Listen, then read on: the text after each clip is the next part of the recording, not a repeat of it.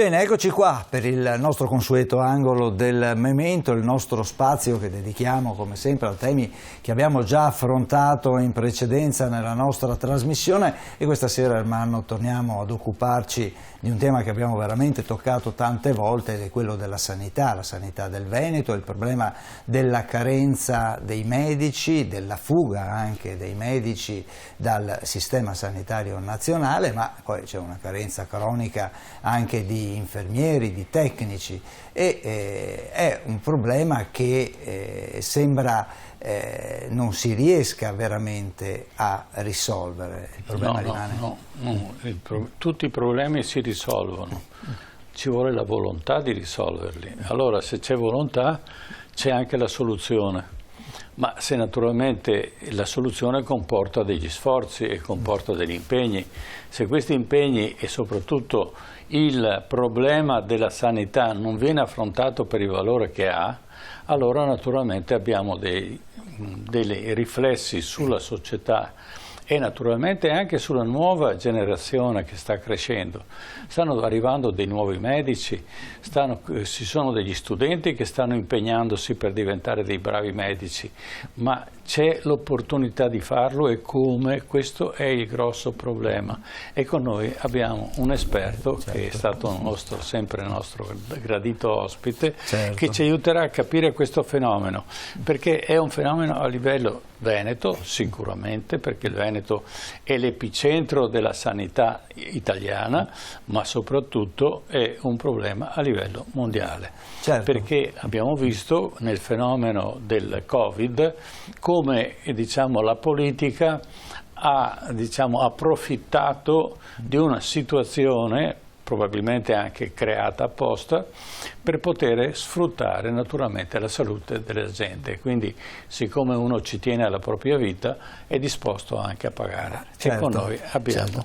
Certo, con noi abbiamo il professor Giampiero Avruscio. Buonasera, professor Avruscio. Buonasera, grazie per l'invito. Grazie a lei per essere qui con noi in studio. Allora, per i telespettatori che sono a casa, il professor Avruscio è segretario della CIMO e è presidente AMPO, che è l'Associazione Nazionale Primari Ospedalieri di Padova, nonché direttore del Master di Angiologia all'Università di Padova. Ecco, con lei parleremo dunque di quelli che sono i mali, tra virgolette, chiamiamoli così, Ermanno, di una sanità che, come giustamente dicevi tu, la sanità veneta è un'eccellenza riconosciuta anche a livello internazionale, ma che rischia di avere un problema serio proprio a causa della mancanza di personale.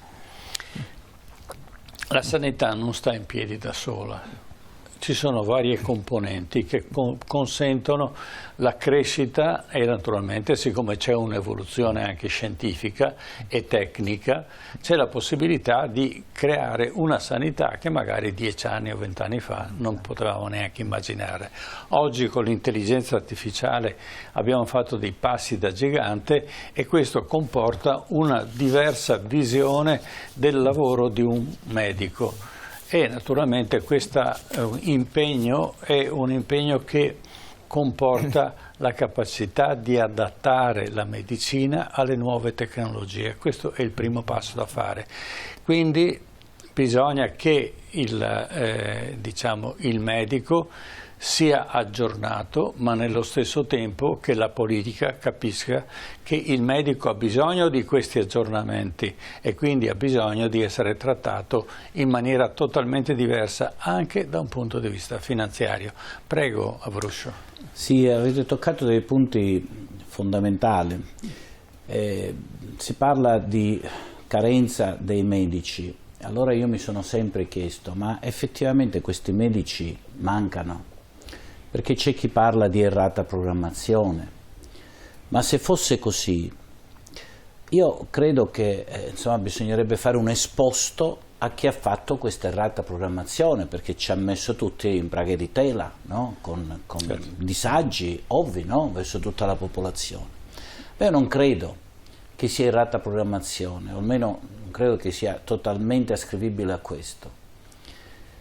Perché i medici effettivamente ci sono anche in numero sufficienti, mancano nel sistema sanitario nazionale, che è una cosa diversa. Perché vede, ci sono, e questo abbiamo visto anche durante il Covid, quando andavano a intervistare negli altri paesi, in Spagna, in Germania, in Francia, parlavano con medici italiani. Con medici italiani. Da noi, dopo per aiutarci, sono venuti i medici russi, i medici di altre nazioni, ma i nostri medici italiani erano già all'estero, basta pensare in America, in Inghilterra. Quindi non è un problema di numero di medici. Che poi tra l'altro formare un medico costa alle famiglie, perché basta vedere gli affitti delle case adesso dove sono arrivate, eccetera, certo. Quindi con grande sacrificio soprattutto del ceto medio, perché c'è una certa protezione sociale verso chi ha un reddito molto basso, ma per chi ha un ceto medio, un insegnante, insomma, deve spendere moltissimo. Però c'è anche una spesa dello Stato, costa dai 200 ai 300 mila euro specializzare un medico. E poi dopo questo medico però, insomma, che non è valorizzato come dovrebbe essere. Parliamo dei medici, ma parliamo di un infermiere ha uno stipendio di 1.500 euro al mese. Un medico di pronto soccorso arriva ad avere netto 2.000-2.500 euro al mese.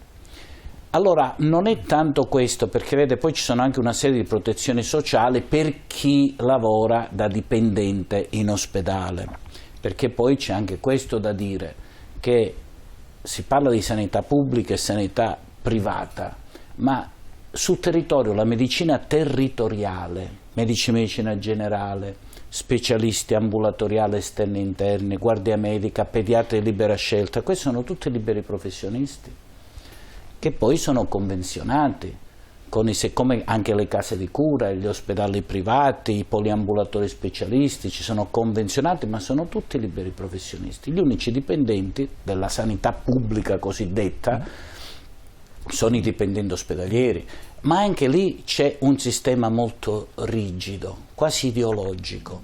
Allora al cittadino che cos'è che interessa? Interessa che il servizio venga svolto, che sia un medico a gettone, che sia un medico dipendente, che sia un medico convenzionato. Questo può interessare, non so, le rigidità sindacali di categoria, ma al cittadino serve che il servizio venga reso. E io come parte, diciamo, pubblica, che cosa devo fare? Devo garantire che chi presta questa attività sanitaria assistenziale abbia i requisiti, sia competente. Questo io voglio che, come dire, chi governa la sanità debba fare, che poi sia uno che è a gettone, un libero professionista, uno convenzionato, uno dipendente, secondo me per il cittadino poco cambia. Tornando al discorso della carenza dei medici, questa è antica perché c'è stata in tutti i governi, soprattutto quelli passati, c'è sempre stato un taglio sulla sanità. Poi però c'è stato il Covid e ci si è accorti come sia importante la sanità, soprattutto quella perché il Covid si è risolto negli ospedali, non certo con le case di cura private dove hanno collaborato pochissimo, pure i liberi professionisti. Si è risolto in ospedale, quindi è importante avere una sanità che sia governata, no? dal pubblico. Però a questo punto io devo attrarre a far lavorare questi operatori sanitari, si parlava non solo di medici ma di infermieri, anche OSS, a farli venire a lavorare, a non mandarli via, perché poi giustamente uno dice dove vado, dove vengo valorizzato meglio. Certo. E poi le racconterò un episodio che mi è capitato personalmente su questo ambito. Come fare per attrarre? Vede, i modi ci sono, perché giustamente lei diceva, cioè le soluzioni, se si vuole, si trovano, questa è la verità. Allora, perché, per esempio, per chi lavora nella sanità, allora non si fanno pagare meno tasse? Per chi lavora nella sanità, per esempio, li si aiuta, non so, per l'asilo nido, per la scuola, per i figli, per l'università, per la casa. Allora, dando queste opportunità che non sono solo stipendiali, allora ti fa capire come lo Stato reputa questa categoria importante, fondamentale, un po' come lo sono le uniformi, no? Dei servizi dello Stato, l'esercito, l'aeronautica, dove hanno qualche privilegio che gli altri non hanno. E allora ci sarebbe il modo, così anche per la scuola, perché la scuola è un altro elemento fondamentale, un altro pilastro fondamentale della nostra società. Starebbe la salute, che è il bene prezioso, fondamentale, ed è stato messo nella Costituzione, e l'istruzione, la formazione. Ecco, quindi io credo e sono d'accordo che le soluzioni ci sono, se si vogliono trovare. Questo è fondamentale. Poi adesso c'è tutto un sistema effettivamente, perché vede nella nostra sanità, soprattutto veneta, ribadisco, sottolineo che è una delle migliori in assoluto, vede, quando un paziente ha un problema di salute acuto, sospetto infarto, in Veneto questa cosa si risolve, perché siamo prontissimi, area rossa, pronto soccorso, ti salvano la vita e più delle volte ti salvano la vita. Il problema fondamentale che noi stiamo vivendo, e così in tutta Italia, anche in regioni poi più disastrate della nostra, è il paziente cronico, il paziente con più patologie, e della tipologia del paziente in cui noi non solo viviamo adesso, ma che andremo incontro adesso per il prossimo futuro. Perché sono pazienti che hanno sulle loro spalle, se io devo fare dei controlli, un esame e quant'altro, non c'è qualcuno che ti conduce per mano per dire devi andare qua, ti accompagno di qua, no, è tutto sulle spalle del paziente. Vede, in ospedale, quando un paziente deve fare un intervento chirurgico, esiste una figura preziosa, si chiama case manager, che è un infermiere che è come dire, formato proprio per questo, che chiama il paziente che deve essere operato, gli dice: guarda, vieni questo giorno in questo ambulatorio, in ospedale, a fare questi prelievi, a fare questo esame, a fare la visita anestesiologica, poi dopo vieni che il ricovero è il tale giorno, eccetera, e dopo anche c'è il follow up, il controllo nelle lettere di dimissione. Quindi il paziente è protetto, c'è una persona che per lui prende tutti gli appuntamenti. Certo. E quindi il paziente va a colpo sicuro, non deve andare lui a preoccuparsi di cosa fare. Ma questa stessa figura sul territorio manca, c'è uno scollegamento assoluto fra quello che è l'ospedale e quello che è il territorio. E qui dovrebbero venire in campo le case di comunità. Esatto. Ecco, in cui però ritorniamo sempre al punto di prima. Cioè, le case di comunità, spieghiamo ai nostri telespettatori, che sono dei centri di aggregazione di alcuni medici, i quali devono creare un percorso, diciamo, di cura al paziente, indicando dove deve andare, cosa deve prendere, eventualmente se c'è complicanza nella patologia, piuttosto se c'è una soluzione, eccetera. Prego. Non solo, ma è come dire, un piccolo, chiamiamola, sta fra il medico medicina generale e l'ospedale, no? In cui ci sono una plurispecialità di figure, sì. Il medico medicina generale, lo specialista, l'infermiere, anche lo psicologo, no? E in cui dalle ore 0 alle ore 20 o alle ore 24 il paziente più prossimo al suo domicilio trova una risposta immediata al suo bisogno di salute, che non sia il pronto soccorso. Certo. Per cui adesso i pronti soccorsi lavorano come dei poliambulatori, sì. Cioè il cittadino ha un dolore, ha un fastidio, qualunque cosa, non trova il medico medicina generale, non trova la guardia medica, eccetera, cosa fa? Va a pronto soccorso.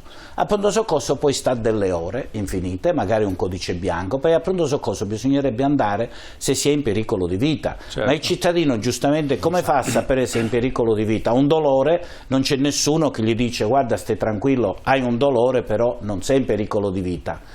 ma non c'è attualmente. Allora le case di comunità servono a fare questo filtro, certo, in maniera tale che il cittadino si possono fare degli esami di qualsiasi tipo, ecografici, eccetera, in maniera tale che così ha un luogo che non sia il pronto soccorso. E questa è, diciamo, la rivoluzione. È chiaro che poi però queste case di comunità devono essere abitate anche dai professionisti, dall'ostetrico, dall'infermiere, dallo psicologo, dal medico di medicina generale. In Veneto è stato fatto un accordo con i medici di medicina generale che prestano un certo numero di ore a turno per fare questo servizio per tutto il giorno. Però adesso vediamo, perché c'è necessità, ripeto, anche di specialisti e di altro, però insomma è un tentativo proprio volto in quel senso, cioè di defatigare, diciamo così, il pronto soccorso, perché altrimenti diventa, come dire, un disagio enorme per tutti quanti.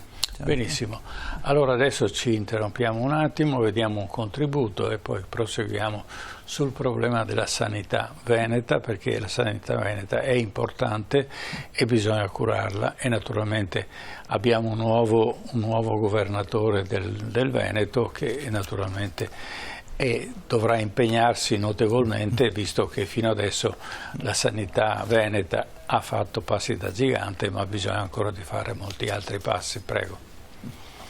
In Veneto ospedali e ambulatori sono ancora senza personale. L'ultimo bando per la medicina d'urgenza, indetto da Azienda Zero per 165 posti per medici a tempo pieno e indeterminato, scaduto ad aprile, si è rivelato un flop. Solo 24 i candidati effettivi. I camici bianchi non scelgono quindi il pubblico e sembra essere un fenomeno destinato ad allargarsi anche alle altre professioni sanitarie a causa di più fattori, non ultimo il fatto che molti medici che lavorano ad esempio nei pronto soccorso non sono dipendenti pubblici ma preferiscono lavorare con partita IVA o a gettone, questo per questioni economiche e anche per qualità della vita. C'è quindi una criticità ormai consolidata che riguarda la crescente difficoltà nel reperire medici specialisti, ma anche medici di medicina generale e anche infermieri e personale tecnico sanitario, una situazione che rischia di incidere sempre più sulla capacità del sistema sanitario di garantire servizi tempestivi ai cittadini. Una situazione che è destinata a pesare anche sulle nuove case di comunità che sono nate con l'obiettivo di rivoluzionare la sanità territoriale per renderla più accessibile, ma che potrebbero vedersi ridotte a delle scatole vuote o a semplici filtri per il pronto soccorso. La rete è in fase di progressiva attivazione su tutto il territorio nazionale, ma a cosa serve costruire le case di comunità se poi dentro non c'è il personale che serve?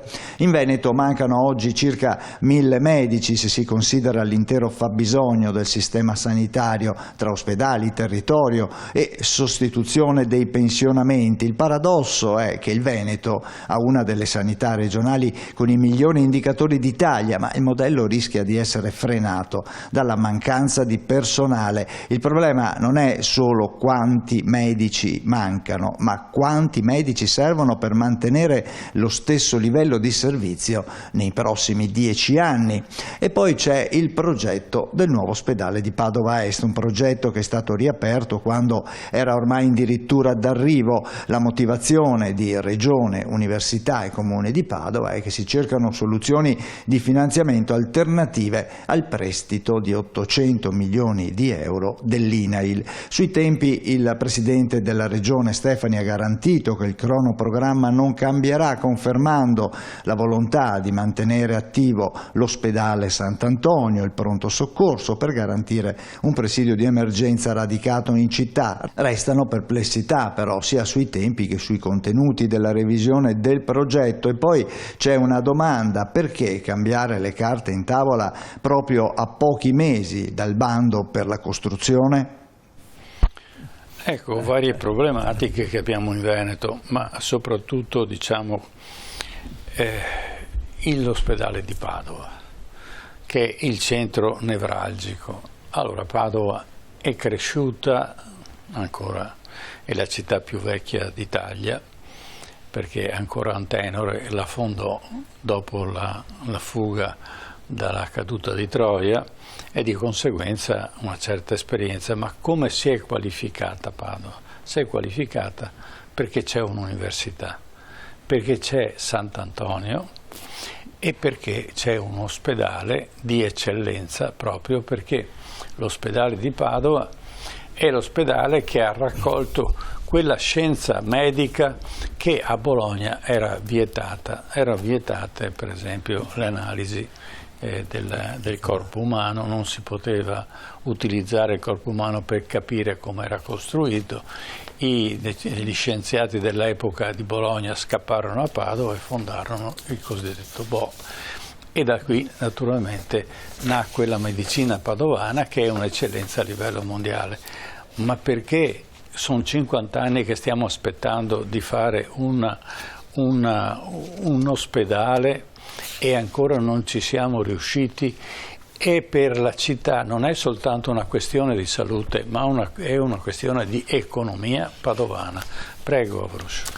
Si è toccato un punto fondamentale, intanto storico, perché lei si riferiva a Vesalio, con cui insomma nasce la medicina moderna, in pratica a Padova da pochi anni, no? Ha ricordato, ha festeggiato i suoi 800 anni di storia, quindi Vesalio, che poi insomma padovano acquisito, però poi è stato anche il medico di Carlo V, insomma, sì, per dire la grandezza. Padova una volta tutti quanti venivano, adesso invece da Padova vanno via, insomma, c'è questa...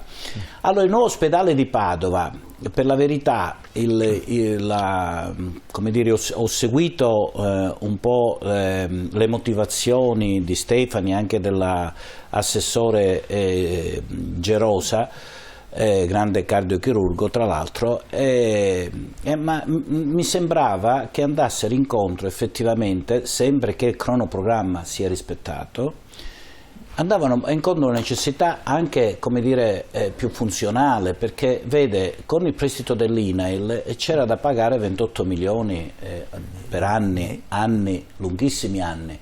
E dopo aver pagato tutti questi soldi poi devi contrattare con l'INAIL, dice, per l'ospedale quanto vuoi, perché insomma ancora non è del governo, diciamo, della regione, per cui è una specie di leasing che si faceva. Invece se i soldi si riescono ad avere direttamente dallo Stato, tu eviti, no, di tutti questi lunghissimi, come dire, soldi da pagare poi dopo, perché poi già all'inizio l'ospedale è tuo. Poi una cosa di cui non si era tenuto conto nella precedente come dire, programmazione è l'ospedale Sant'Antonio, perché l'ospedale Sant'Antonio non si sapeva, invece adesso è messo dentro. Poi un'altra cosa che secondo me è di buon senso, e mi riferivo proprio a quello che dicevo, cioè bisogna riflettere sulla tipologia di paziente che questo ospedale dovrà curare da oggi, ma anche fino a fra anni e anni. E allora io non posso pensare, come dire, a delle mura, come dire, a quello che essere rivolto sul passato, ma devo vedere, perché, come si diceva prima, io attualmente, vede, i pazienti sono prevalentemente anziani, quelli che si ricoverano, e l'ospedale dovrebbe servire solo per un momento della salute del cittadino, cioè il momento di acuzia, quando io ho un problema acuto. Il resto l'ospedale non mi dovrebbe servire a nulla. Invece quante persone rimangono in ospedale perché non sanno dove devono andare, certo, no? E allora giorni, questo poi a parte il disagio, ma è un costo anche. Allora io devo programmare un ospedale che tenga presente delle nuove tecnologie cui si era fatto riferimento, perché è fondamentale, e deve essere un ospedale in cui il paziente deve essere ricoverato 3 giorni per quell'acuzia, grazie alle tecnologie, essere quindi in sicurezza dimesso, perché oggi è possibile, una volta, per dire, per un'appendicite ti tenevano 20 giorni, per una vena varicosa ti tenevano 10 giorni, adesso insomma sono ambulatoriali, sono insomma dei surgery di mezza giornata, voglio dire, quindi è cambiato il mondo, anche l'anestesia ha fatto passi da gigante, eccetera. Quindi dobbiamo prospettare il presente e il futuro tenendo presente la tipologia del paziente. Quindi ragionare su questo e costruire, che non vuol dire rifare tutto il progetto, ma semplicemente andare a vedere come fare i percorsi diagnostico-terapeutici, perché se io costruisco un ospedale, penso solo all'ospedale, senza tutto il resto, io ho già fallito, perché certo. Poi dopo questi pazienti che fanno? Cioè non è solo quello da pensare, è proprio un'organizzazione sociosanitaria, direi, non soltanto sanitaria, assistenziale, tenendo presente poi che è anche un policlinico in cui io devo fare ricerca, eccetera, perché insomma Padova basta vedere tutti i successi che ha insomma ogni giorno sulle terapie geniche, eccetera. E soprattutto affrontare anche quelle che sono le pandemie, perché abbiamo visto con il Covid che se dovesse succedere una cosa di questo genere l'organizzazione di un ospedale cambia completamente. Bravissimo. E quindi bisogna avere la capacità di filtrare le pandemie, riuscire a collocarle in certe situazioni e lasciare libero l'ospedale invece a continuare quello che è il suo lavoro. Prego. Guardi, ha toccato un punto fondamentale, perché il Veneto, non solo Padova, si è salvata soprattutto per la lungimiranza di chi ha saputo gestire anche queste cose, perché lei pensi che proprio in quei momenti l'ospedale Sant'Antonio era unito all'azienda ospedaliera, no? Era stata fatta questa. L'ospedale di Monselice si era come dire infettato, no? Perché è stato chiuso, no? E poi dopo è diventato ospedale Covid e noi siamo riusciti grazie alla lungimiranza a spostare reparti su reparti. Io non le dico che cosa è successo in quei momenti, ma bisognerebbe veramente fare un'intervista a chi ha gestito queste cose, per cui siamo, come dire, chi era in ospedale era ancora più sicuro rispetto a chi era fuori.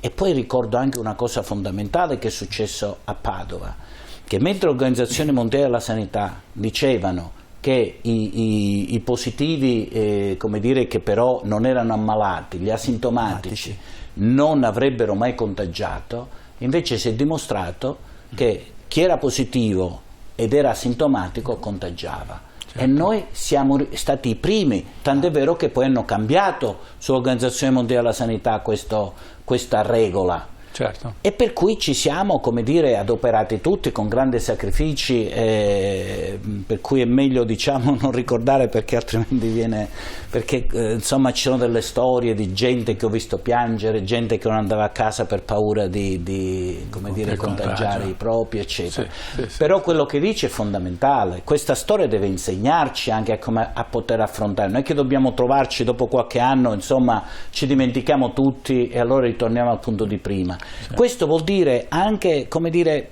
buonsenso, quello di pensare oltre, no? Non al momento. Quindi io credo che, ripeto, sempre se viene rispettato il cronoprogramma, quindi non cambia nulla, però la fonte di finanziamento, includere il Sant'Antonio e pensare alla tipologia del paziente che andiamo a curare, io lo trovo di buonsenso.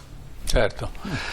Bene, allora diciamo che Padova ha bisogno, e lo diciamo ad alta voce, e lo diciamo in televisione, perché si senta su tutto il Veneto, Padova ha bisogno dell'ospedale, perché il vecchio ospedale che ha fatto la sua funzione per centinaia di anni ormai è superato, ha tutta una serie, proprio per questo motivo, per queste tecnologie scientifiche, ormai la struttura, diciamo l'architettura deve essere cambiata. Lo spazio c'è, l'area è stata predisposta, si può integrare ulteriormente un progetto, ma diciamo che è necessario farlo, perché questo vuol dire economia padovana, non solo, ma vuol dire anche attrarre un sacco di medici che naturalmente farebbero la qualità della già elevata qualità dell'ospedale di Padova. A lei l'ultimo.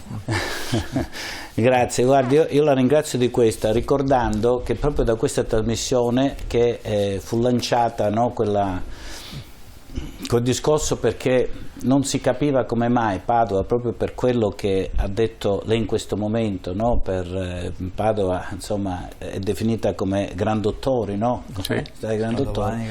Fossero i peggio pagati del Veneto, i medici, gli infermieri di Padova, i peggio pagati del Veneto, e fu proprio in questa trasmissione che io, insomma, no, in maniera anche molto animata. Ebbene, poi dopo, grazie a tutte queste battaglie, al fatto di rendere pubblico all'opinione pubblica, eccetera, poi dopo è stata fatta una legge regionale, no, di equiparazione degli stipendi. Almeno soffriamo tutti allo stesso modo, no? Non soffriamo più degli altri, questo quindi grazie anche, come dire, al vostro contributo. Però credo che Padova ha necessità di un ospedale. Noi abbiamo il Giustinianeo storico, 300 anni di storia e ancora si fa attività sanitaria, per dire, eppure vengono da tutta Italia, quindi non è solo il luogo, ma quello che rende grande questa città è la qualità dei medici, degli infermieri e degli operatori sanitari, che per fortuna ancora si mantiene. E le dico anche questo, si mantiene talmente bene, vede che io stesso ho ricevuto una proposta da un medico italiano che vive vicino a Parigi, e lì c'è anche un'altra comunità di radiologi italiani che lavorano in Francia. Lui era un medico ospedaliero e poi adesso è in Francia che lavora come libero professionista, e mi ha fatto una proposta di andare vicino a Parigi, dove per fare questi esami vascolari il compenso, con un alloggio garantito, quindi gratuito, di 1.000 euro al giorno.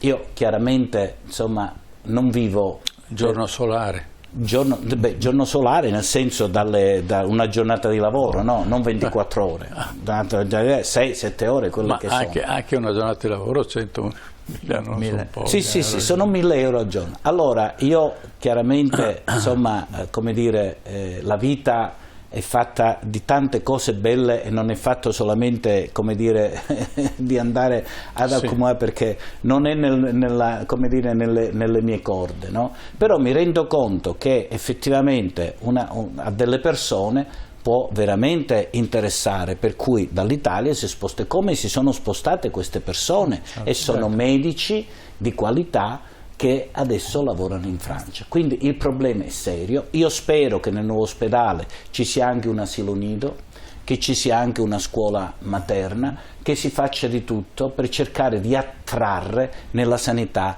pubblica, nella sanità ospedaliera, dove si è risolto, come ripeto, anche la pandemia. Abbiamo questa necessità. E che ci sia anche un garage.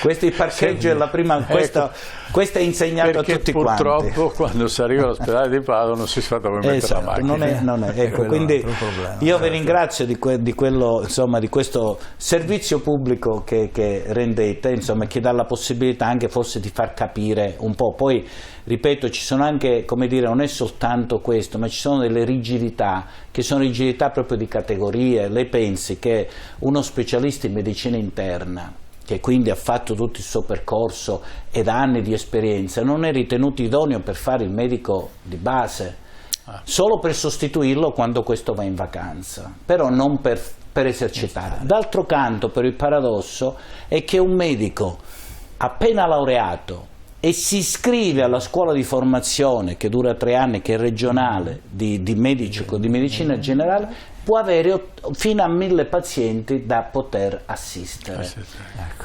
Un altro paradosso, glielo dico perché io che ho insegnato l'angiologia, ho anni e anni di esperienza, ho il master di angiologia e ci sono dei miei allievi che lavorano nel territorio come specialista ambulatoriale esterno. Se io volessi andare a fare quel lavoro, i miei titoli ospedalieri varrebbero 0, non sarebbero presi in considerazione, quindi sarei in coda, diciamo. Questi sono i paradossi però delle nostre categorie, però, che secondo me da Parigi ne offrono delle cose, evidentemente Parigi, da Parigi va bene una messa, va bene una messa, sì, esatto. Bene, grazie e torneremo sull'argomento perché naturalmente i problemi a Padova e in Veneto difficilmente si risolvono subito. E buona Grazie. salute a tutti, se mi permettete, insomma, Certo, buona anche ai salute a nostri tutti, che è la telespettatori. cosa Certo, fondamentale. grazie al professor Giampiero Avruscio, grazie per quanto ci ha raccontato, perché ha aperto una finestra anche su quella che è la situazione lavorativa appunto dei medici anche specializzati o che si stanno specializzando, che sicuramente ai più è sconosciuta, e quindi questo è molto importante. Chiaramente torneremo su un problema che è vastissimo. Noi questa sera ci siamo, come dire, abbiamo fatto un po' un punto generale, ma chiaramente c'è ancora molto da dire. Grazie ancora al professor Avruscio che è stato con noi. Per voi invece un attimo di pubblicità, adesso torniamo indietro di mezzo millennio, torniamo al 1500 e nell'ultima parte ovviamente della trasmissione, e affronteremo una figura molto conosciuta, molto dibattuta, cioè parleremo di Enrico VIII, enigmatica, parleremo di Enrico VIII, delle sue 6 mogli, per il quale è conosciuto, ma insomma ci sono tante altre cose e anche ben più importanti che riguardano appunto questo re inglese. A tra poco.